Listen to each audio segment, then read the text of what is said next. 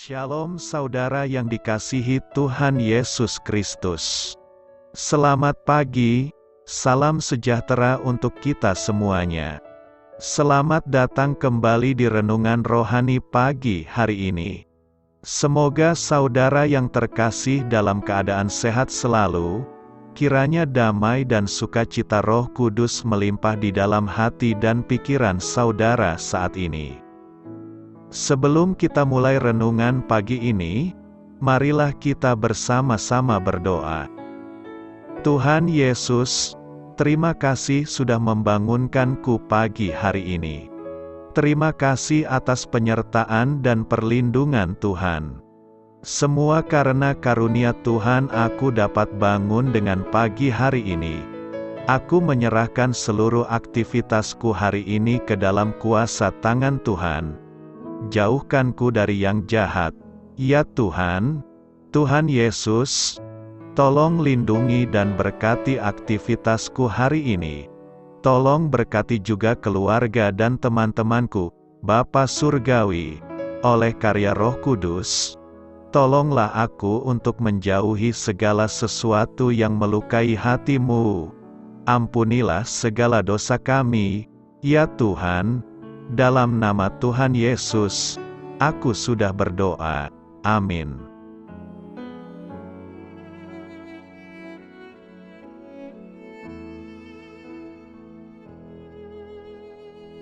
Sahabat Suara Sion, pembacaan ayat emas Alkitab renungan kita hari ini.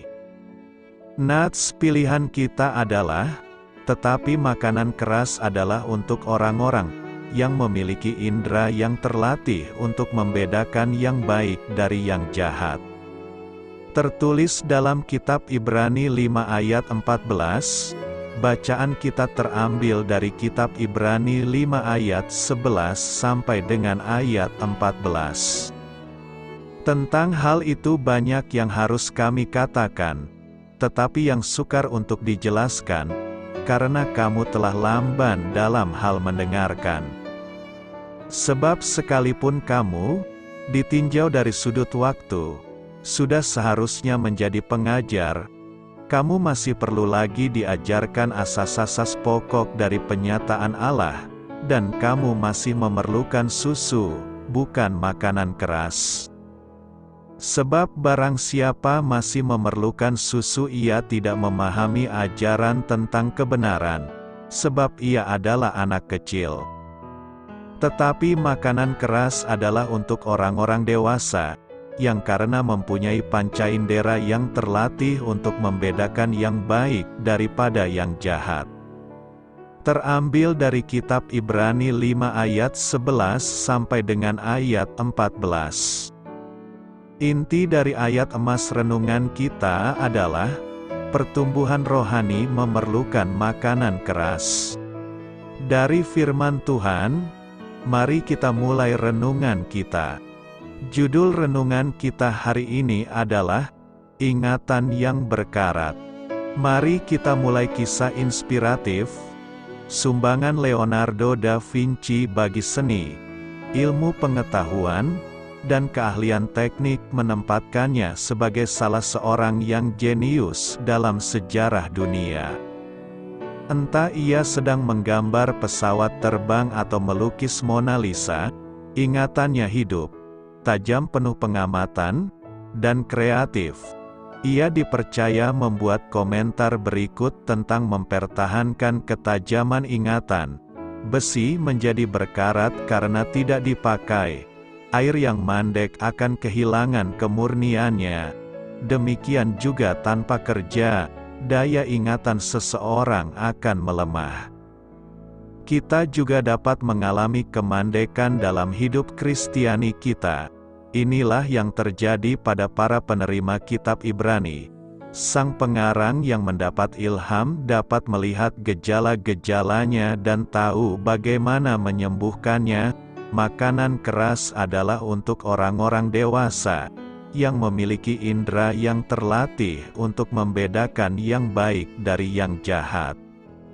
Kata "terlatih" berasal dari kata Yunani gymnasium, Kata ini berhubungan dengan gambaran kita mengenai olahraga yang dilakukan secara disiplin. Kehidupan Kristiani adalah kehidupan yang bertumbuh dalam pengetahuan sehingga kita dapat belajar untuk memilih jalan yang benar, dan kita melakukannya dengan melihat firman Allah.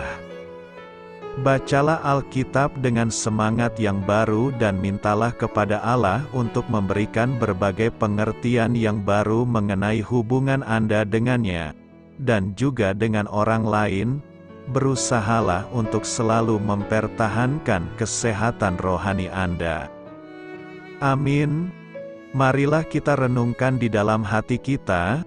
Doa saya menyertai saudara sekalian. Saya memberkati Anda agar sewaktu Anda mencarinya dari Dia, Bapa Surgawi Anda akan memberikan bagi Anda roti harian Anda. Dalam nama Yesus Kristus, Tuhan yang berkuasa atas alam semesta dan menuntun kita kepada iman yang menyelamatkan, Tuhan Yesus menyertai senantiasa. Tuhan memberkati. Amin.